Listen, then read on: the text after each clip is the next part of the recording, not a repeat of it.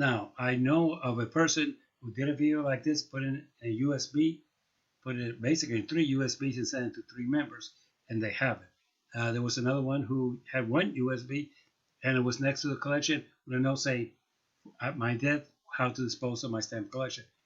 Very useful, and everything else. You might want to also make the following list. These are serious stamp collectors that I've known for years, who collect what I collect, who specialize in what I specialize, and even if they're not interested in buying this, they will give you a fair information as to how to dispose of these and what their real value is. Now, you are the collector. It falls on you. Not only that, where they're located, if they're in a safety deposit box, which I have none in, under what classification, how long ago are they, and the difference in price. You might want to tell them, hey, these are special cancellations that the stamp catalog might tell you that it's worth 25 cents, but with this cancellation it's worth 130.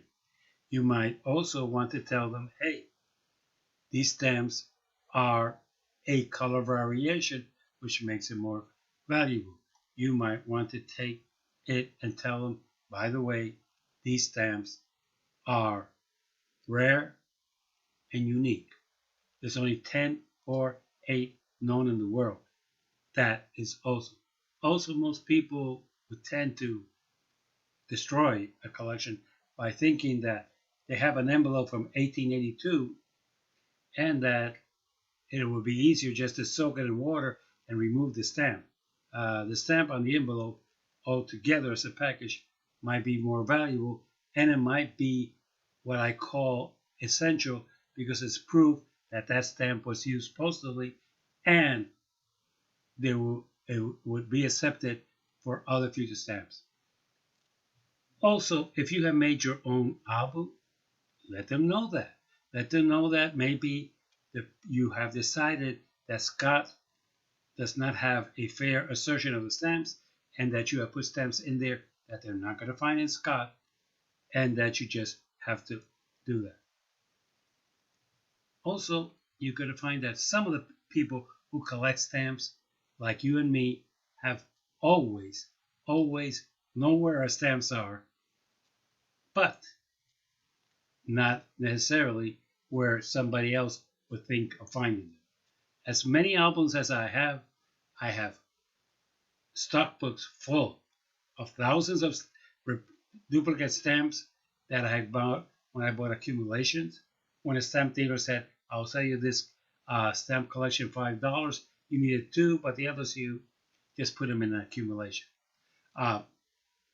Also, you might have stamps that basically have variation of overprints that might be diagonal, horizontal, or in different ways. You might want that.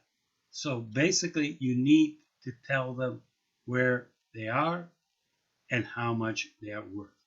Now, there is one flaw to this plan. The flaw is that we continue buying stamps.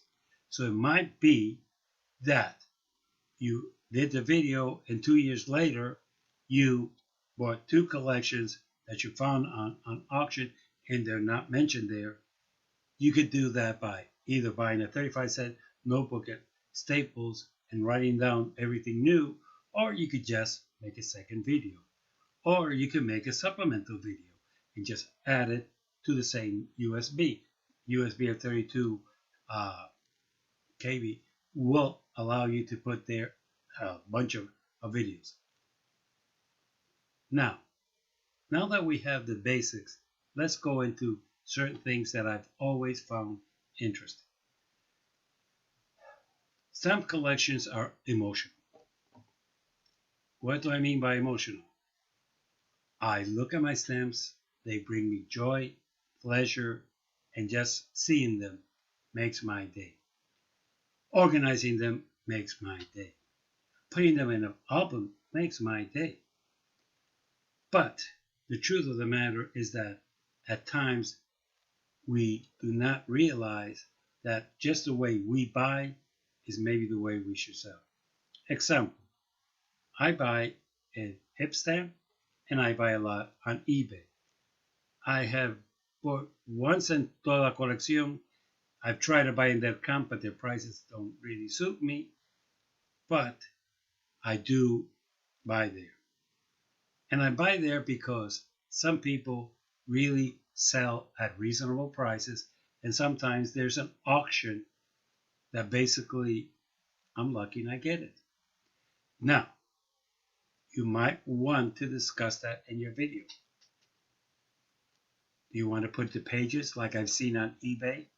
Page 1 on eBay, then the next week page 2 on eBay, then the next week page 3 on eBay to spread it out? Or do you want to put the whole collection together on eBay hoping that you're going to get a fair price? The other thing you might want to mention to them about eBay is make sure that they take good pictures, because half of the time I hold back in what I offer for a stamp because I really cannot make out the cancellation. I really cannot make out if it's a 3 or a 5. I cannot really make out what color it is and if it has any defects, because you have 50 stamps in one page and it's kind of difficult unless you can really hammer into it. And not always that is possible.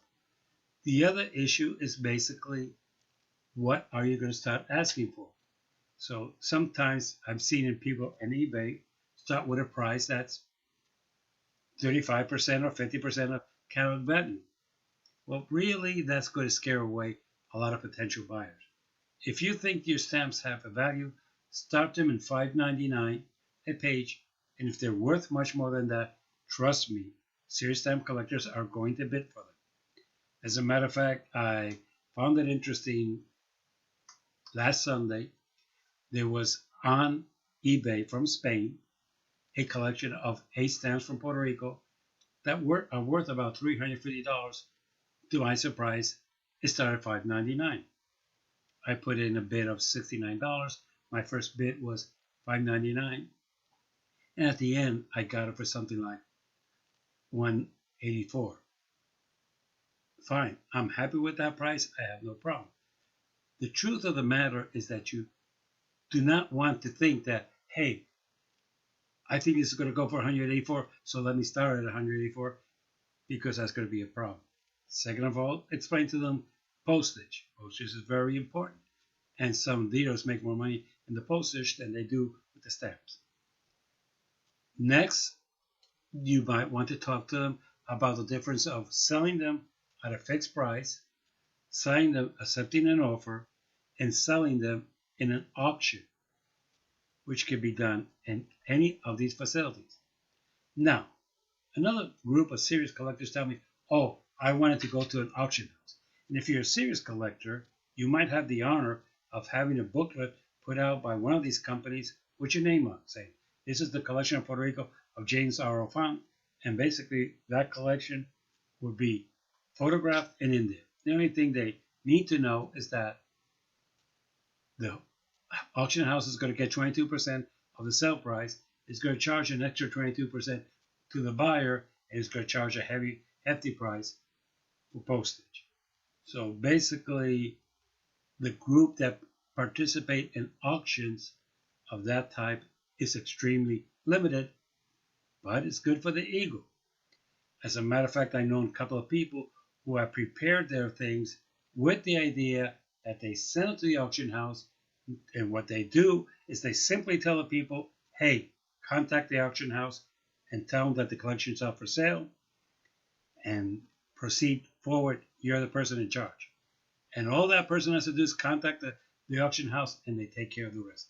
That, to me, is the solution you should be thinking of. Taking all the pictures, taking everything, and saying, hey, auction house, when I die, I want you to be the one who sells my collection, and basically my grandson will contact you, and we will put it up for auction as soon as possible, and you'll cut the check out to my estate through my grandson. Very simple.